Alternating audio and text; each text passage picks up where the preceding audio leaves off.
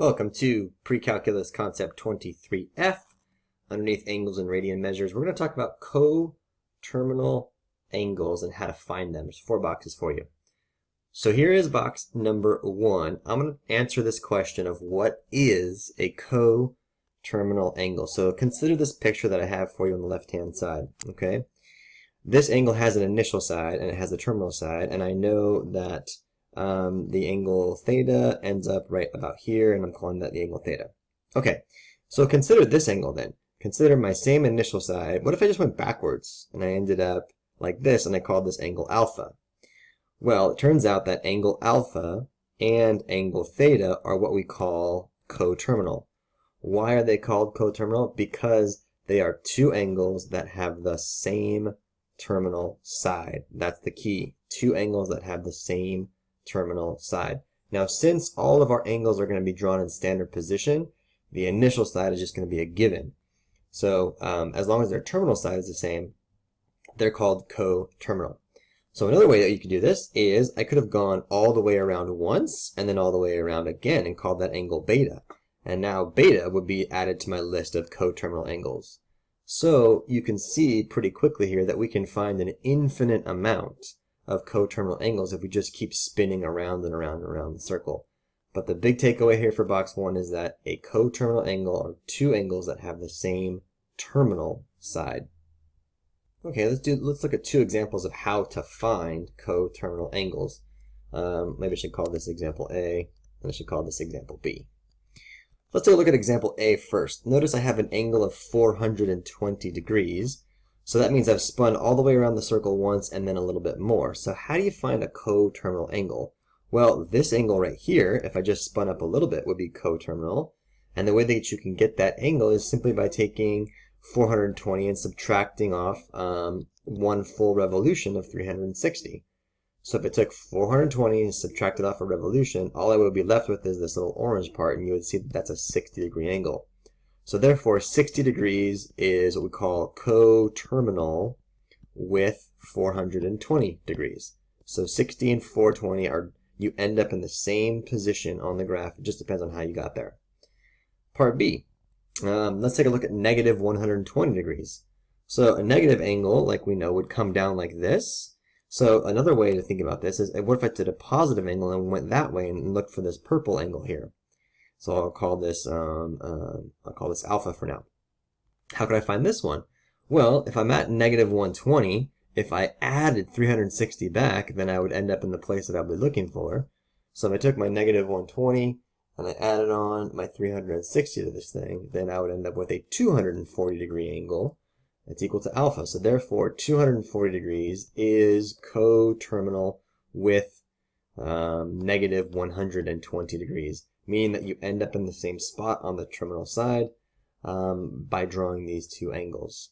So that's one way that we can approach finding coterminal angles.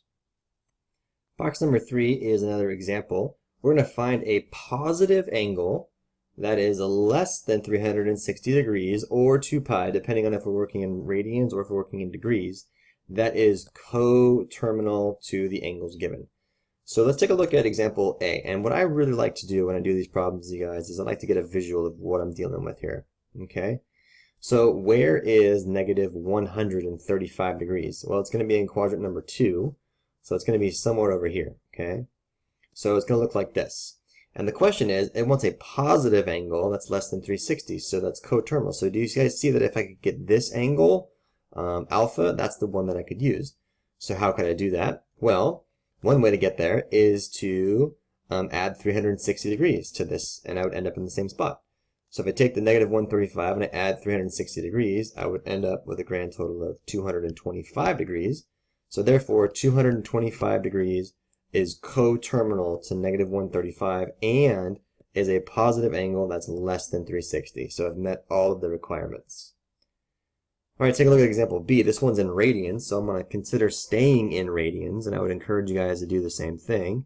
Okay, so 17 pi over 6. Well, that's definitely more than 2 pi, Rick. So, because 2 pi, I know, would be 12 pi over 6, plus the remaining, which is 5 pi over 6. So the 12 pi over 6 already is 2 pi, so that's one full revolution all the way around. And then I need to add on another full 5 pi over 6 radians. So to think about that one, it would end up somewhere like over here in this general direction.